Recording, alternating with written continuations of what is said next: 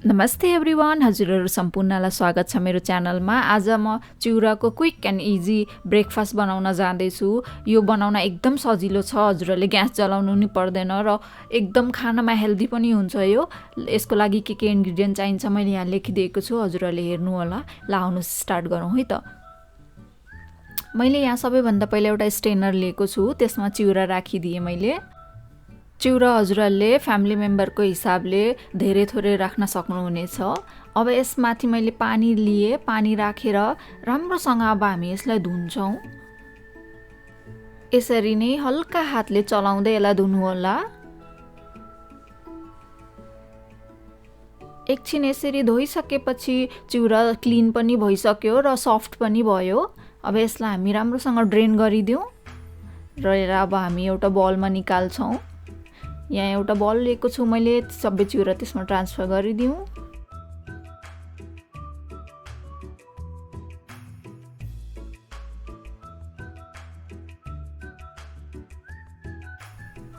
अब यसमा म दही राख्न जाँदैछु। दही चाहिँ कोसिस गर्नु होला अलिकति चिसो भयो भने अझै खानामा टेस्टी हुन्छ। यो फ्रिजबाट निकालेर एकदम धेरै चिसो होइन, हल्का चिसो भएको दही युज गर्नु होला। दही राखेर पनि यसलाई हामी राम्रोसँग मिक्स गरिदिउँ।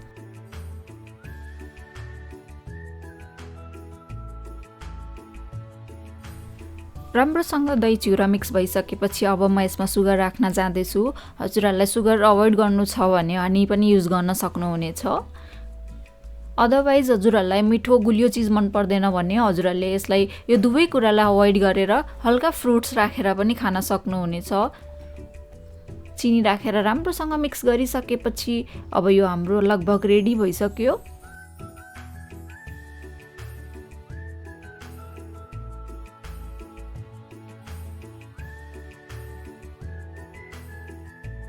अब म यसमा फ्रुट्स राख्न जाँदैछु। फ्रुट्स हजुरहरूलाई जुन फ्रुट्स मनपर्छ त्यही युज गर्न सक्नुहुनेछ। हल्का फ्रुट्स युज गर्नु होला, एप्पल, बनाना, स्ट्रबेरिज अनि थोरै नट्स पनि राख्नु होला।